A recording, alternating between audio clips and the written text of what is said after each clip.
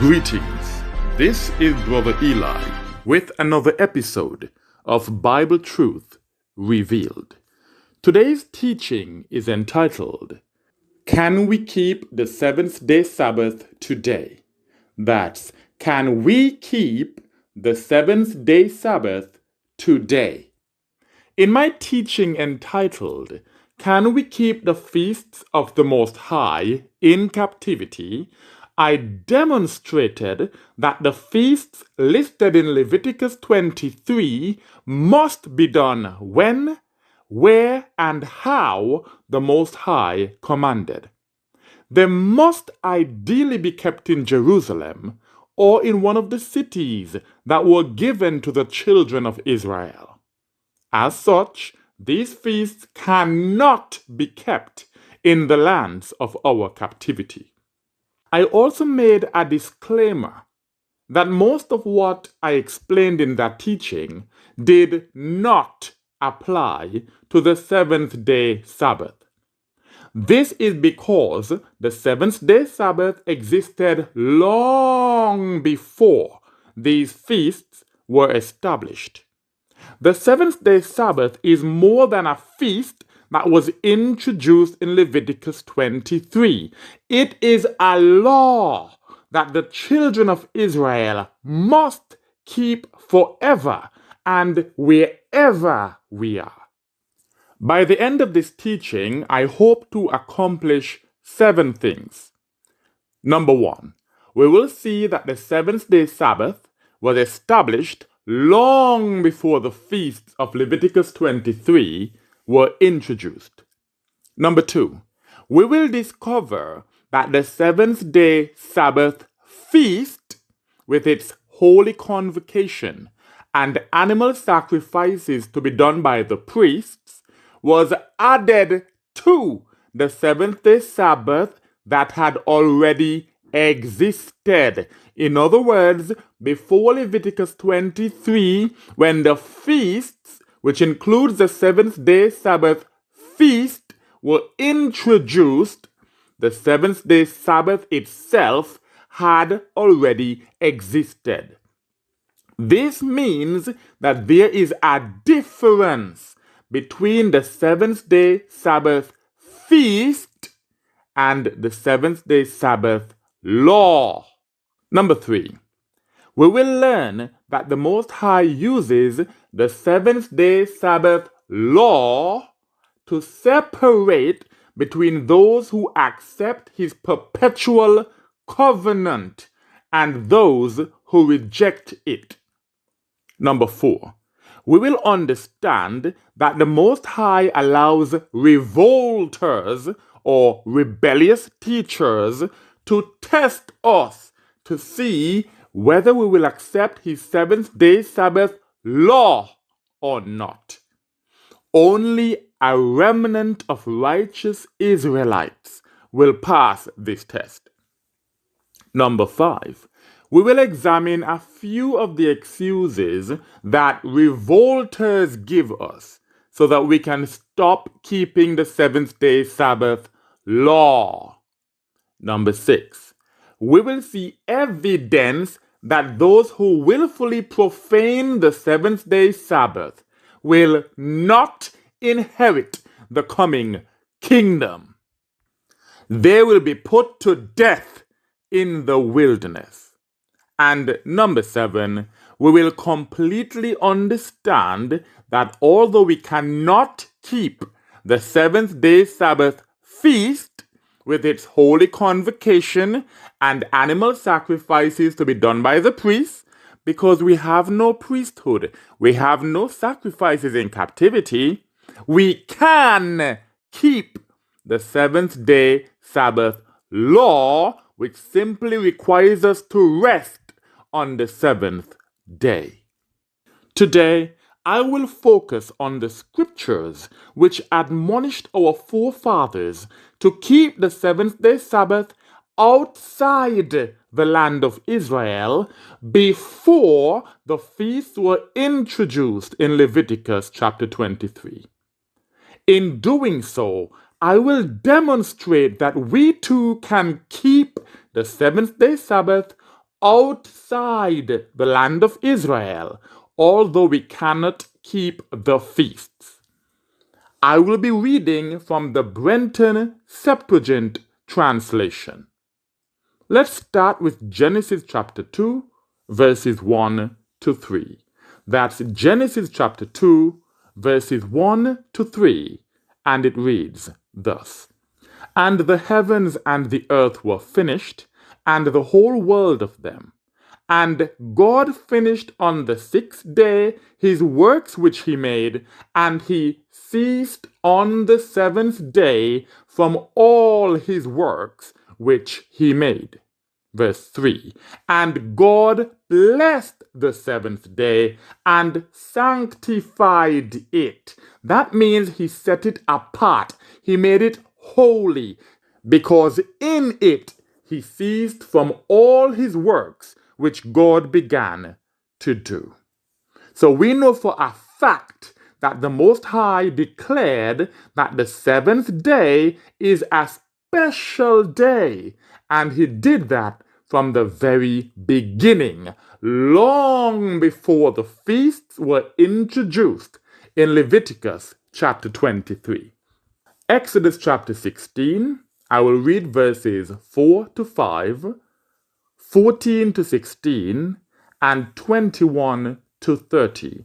That's Exodus chapter 16, verses 4 to 5, 14 to 16, and verses 21 to 30. It tells us what happened in the wilderness before the children of Israel went into the land of Israel, and before the feasts were introduced in Leviticus chapter 23.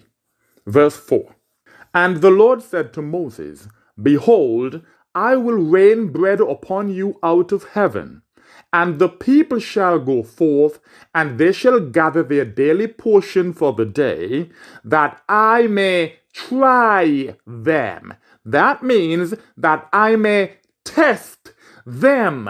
The purpose of the Most High raining bread out of heaven in the wilderness, apart from feeding the people, was to try them, whether they will walk in my law or not. What law? I stated earlier that the seventh-day Sabbath was more than just a feast given in Leviticus chapter 23. We are about to see that it was a law. And the Most High wants to see if the people will walk in his law or not. Verse 5. And it shall come to pass on the sixth day that they shall prepare whatsoever they have brought in, and it shall be double of what they shall have gathered for the day daily. Why? Because the Most High does not want the children of Israel working on the seventh day. He's giving them double on the sixth day to make sure they have no reason to go looking for this bread, this manna, on the seventh day.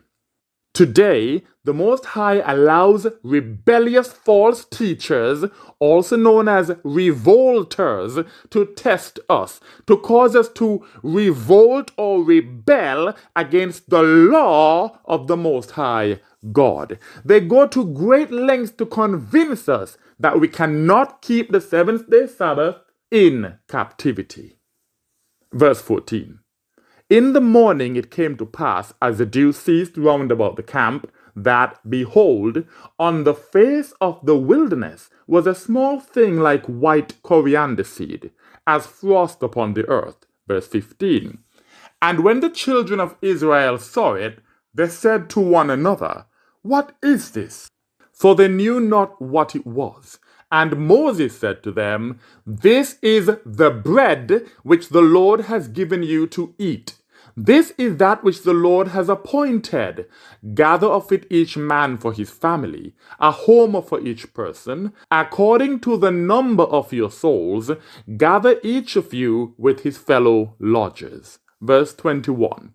And they gathered it every morning, each man what he needed, and when the sun waxed hot, it melted. And it came to pass on the sixth day, they gathered double what was needed, exactly as the Most High commanded. 2 homers for 1 man. And all the chiefs of the synagogue went in and reported it to Moses. And Moses said to them, Is not this the word which the Lord spoke? Tomorrow is the Sabbath, a holy rest to the Lord. Holy means separate, set apart, sanctified. The Sabbath day was sanctified from the very beginning, back in Genesis chapter 2. And Moses is saying, tomorrow is the Sabbath, a holy rest to the Lord. Bake that ye will bake, and seize that ye will seize, and all that is over leave to be laid by for the morrow. Verse 24. And they left of it till the morning, as Moses commanded them, and it stank not, neither was there a worm in it, because the Most High preserved it for that day. Verse 25. And Moses said, Eat that today, for today, that's the 7th day, is a Sabbath to the Lord. It shall not be found in the plain. So don't go looking for it, because it will not be there.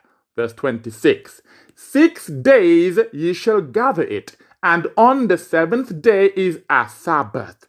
For there shall be none on that day.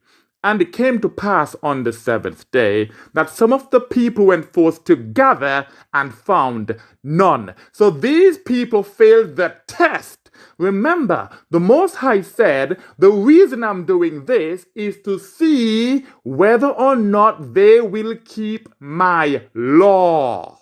Verse 28, And the Lord said to Moses, How long are ye unwilling to hearken to my commands and my law? This is outside the land of Israel before the feasts were introduced in Leviticus 23. And the Most High commanded our fathers to keep the 7th day Sabbath.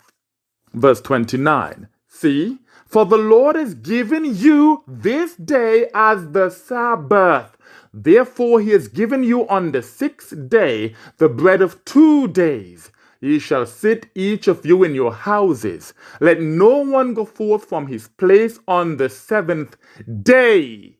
And the people kept Sabbath on the 7th day. We have just read that our forefathers kept the 7th day Sabbath outside the land of Israel before the feast of Leviticus 23 were introduced. This means that we also can keep the 7th day Sabbath outside the land of Israel, even though we can't keep the feast. Exodus chapter 20, verses 8 to 11.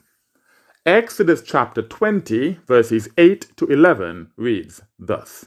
Remember the Sabbath day to keep it holy. The Most High commands his people to remember this day, because even in the wilderness, our forefathers were choosing to ignore and profane the Sabbath. 6 days thou shalt labor, and shalt perform all thy work. But on the 7th day is the Sabbath of the Lord thy God. On it thou shalt do no work, thou, nor thy son, nor thy daughter, thy servant, nor thy maidservant, thine ox, nor thine ass, nor any cattle of thine, nor the stranger that sojourns with thee. So anything that belongs to you, or anyone that is staying with you, sojourning with you, must observe the Sabbath day.